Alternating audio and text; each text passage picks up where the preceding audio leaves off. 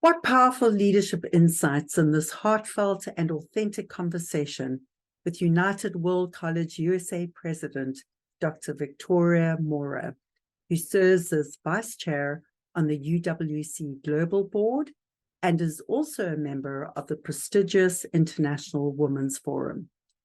Three compelling insights come to mind. Firstly, we must resist the temptation to always expect exceptional leadership, which often produces national and international heroes. Doing this, we fall into the trap of thinking that unless we are consistently delivering on a grand scale, we are not exercising leadership. Yet that is untrue. Instead, we must refocus on where, when, and how the everyday wheels of change and justice turn. History has shown us and continues to show us that change and justice is made possible by ordinary people who take a stand and do bold and extraordinary things. The second compelling insight is that in this age of distraction, where human beings are said to have the attention span of less than a goldfish, focused attention and intentionality are increasingly important. Critical leadership questions include, who am I? What do I care about? And what do I stand for?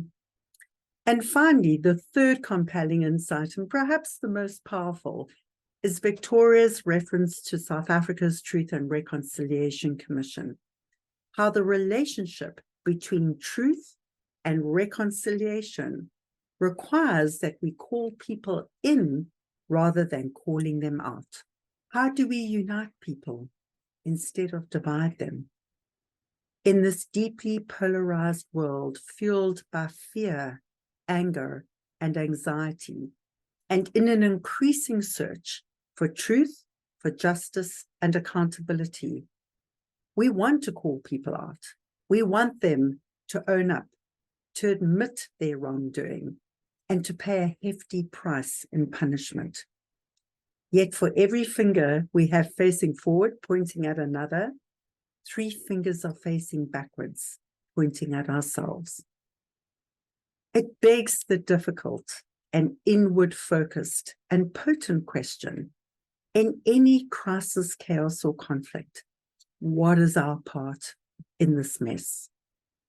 Calling people in rather than calling people out stops us finger-pointing, blaming, and shaming.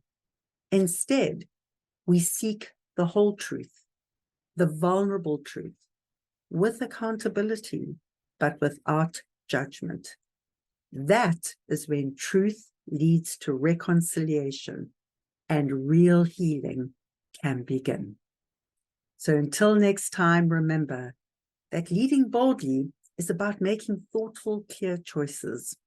And bold leadership is about taking bold action, just one small step at a time. One step for you, but together, a giant step for humanity. So come back soon and share with your friends and join this global Mandela leadership movement for change. Why? Because the world needs you to lead boldly too. Take care and take thoughtful, bold action.